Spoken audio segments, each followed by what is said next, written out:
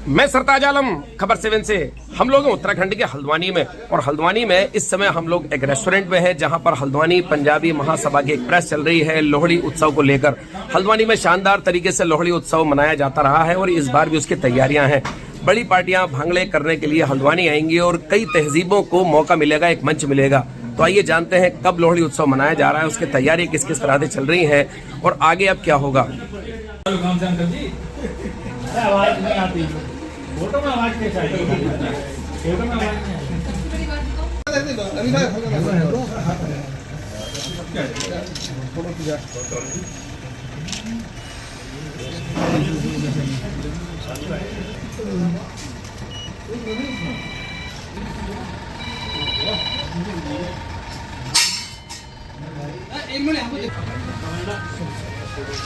हो गया।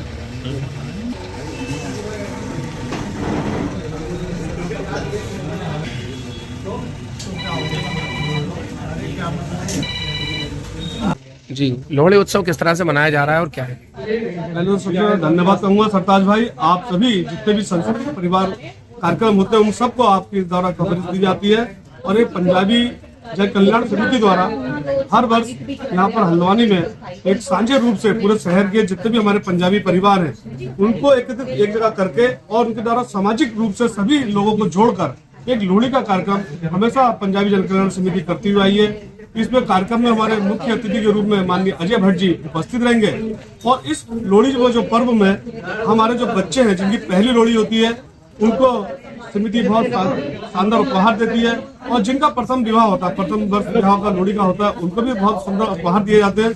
और जिन पंजाबी समाज के बच्चों ने मेधावी छात्र के रूप में रहते हैं उनको भी पंजाबी जन कल्याण समिति शानदार पुरस्कारों से सम्मानित करती है।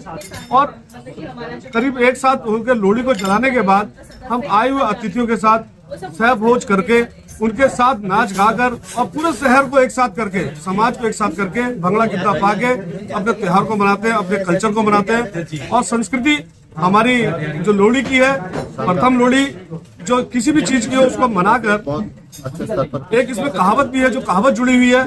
एक ब्राह्मण समाज में एक हिंदू एक लड़की थी जो बहुत ही सुंदर थी, और जो वहाँ का राजा था उस लड़की पर गलत नियत डालते हुए उसने उसको अपने महल में आमंत्रित किया। उसके पिताजी को जब इस बात की चिंता हुई तो वो हमारे एक वहीं पे दुल्हे राजा रहते थे, उनके पास गए कि मेरी बेटी का विवाह के लिए जबरदस्ती किया जा रहा। तो उसने उस बच्ची का विवाह कराने का आश्वासन दिया और उसकी सुरक्षा का आश्वासन दिया।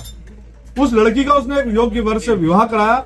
उसके बाद हम सभी पंजाबी समाज के जितने भी लोग थे उन्होंने इस लोहड़ी पर्व को, उसमें कहावत है सुंदरी मुंदरी होए तेरा कौन बेचारा होए, दुल्ला पट्टी वाला हो, दुल्हे धी ब्याई हो, तो ऐसे करके कहावत के साथ इस कार्यक्रम को मनाते हुए आ रहे हैं।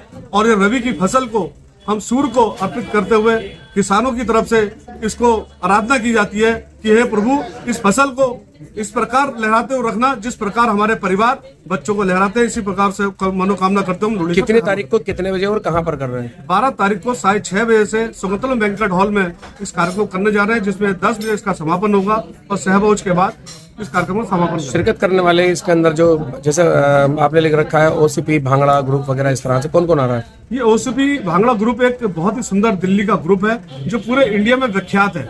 इनके एक 8 सदस्यीय टीम है जो हमारे गिद्दा भंगड़ा इस प्रकार के जो कार्यक्रम होते हैं मुख्यतः इनको बुलाया जाता है। इनके कम से कम 19 ब्रांचें हैं, उन्हीं में से एक सुंदर ब्रांच यहाँ पर हल्द्वानी में आकर उसने हल्द्वानी वासियों का दिल जीत के जाएगी।